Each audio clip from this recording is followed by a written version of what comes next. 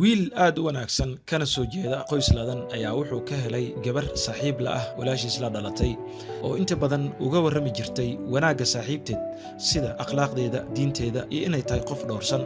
intaas kadib wiilkii waxa uu bilaabay in uu dabagal ku sameeyo gabadha saaxiibta la ah walaashiis, waxaana uu si aad ah ula yaabay dhaqankeeda suuban, aadaabteeda iyo inay tahay gabar aad u xishood badan, waxaana taas ay ku sii siyaadisay in uu jacayl u qaado.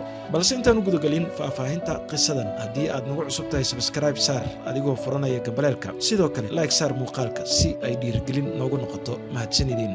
intaas kadib wiilkii wanaagsanaa waxa uu isku diyaariyey in uu u degdego doonashada gabadha kadibna guursado, asigoo dabaqaya xadiiskii rasuulka salawaatullaahi calayhi wasallam ee ahaa adduunyadu dhammaanteed waa raaxada ugu khayrka badanna waa haweeney saalixad ah. addunya kulluhaa mataac wa khayru mataacihaa almar'atu saalixa.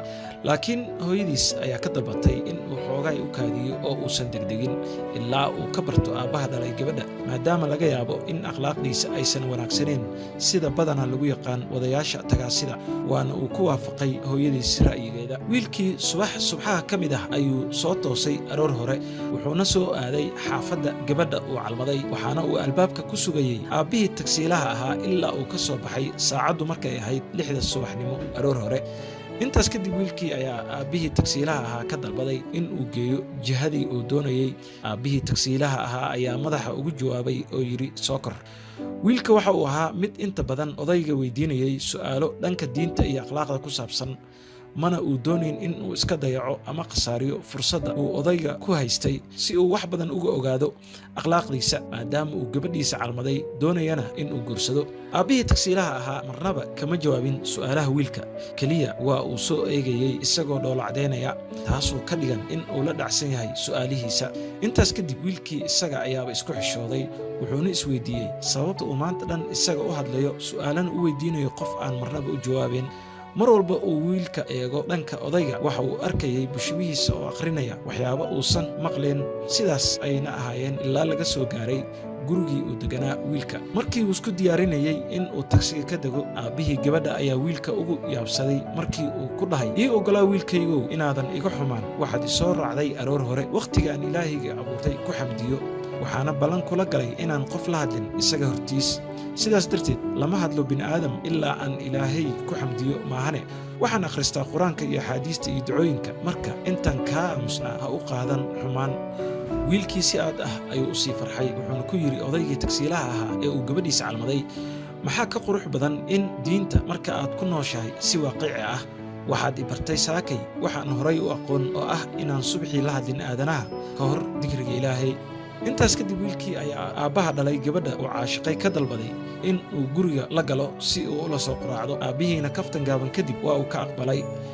markii uu guriga galay waxay wada fadhiisteen waalidkii wiilka, wuxuuna isla markiiba qaatay oo hantiyey qulubta aabbaha iyo hooyada wiilka doonayay gabadhiisa. markii uu uga sheekeeyey sheekooyin la xidhiidha taqwada ilaahay, gaar ahaan markii uu uga sheekeeyey in walaalkiis ka yar uu ka sii wanaagsan yahay isaga, waxaana uu yidhi, walaalkay iga yar ayaa iga sii wanaagsan. markii aan damcay in aan guursado, waxaan isaga tegay gurigii aabbahay kadib markii aan iibsaday guri aad u yar si aan ugu wada noolaano aniga iyo qoyskayga.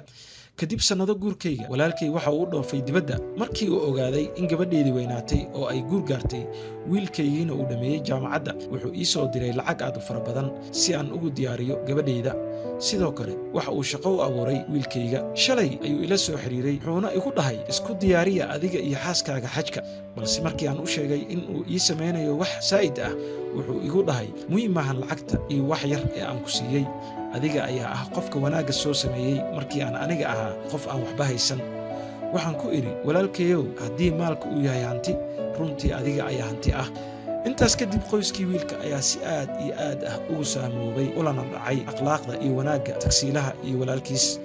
intaas kadib wiilkii ayaa wuxuu nambarka ka qortay ama taleefanka ka qortay aabbihii tagsiilaha ahaa ee uu gabadhiisa calmaday ka hor inta uusan sagootin oo uu guriga ka bixin. maalmo kadib waa uu la xiriiray, waxa uuna u sheegay in isaga iyo waalidkiisa ay ku soo socdaan si uu uga sharfo gabadhiisa saalixadda ah una guursado. aabbihii tagsiilaha ahaa ayaa ku waafaqay, waxa uuna ku qaabilay qalbi wanaagsan. sidaas ayaana laysugu guuriyey gabadhii saalixadda ahayd iyo wiilkii ka soo jeeday qoyska wanaagsan. haddii aad ka heshay qisadan, la sii wadaag asxaabtaada, sidoo kale like saar si ay noogu noqoto dhiirigelin iyo niyad dhis. mahadsanidin.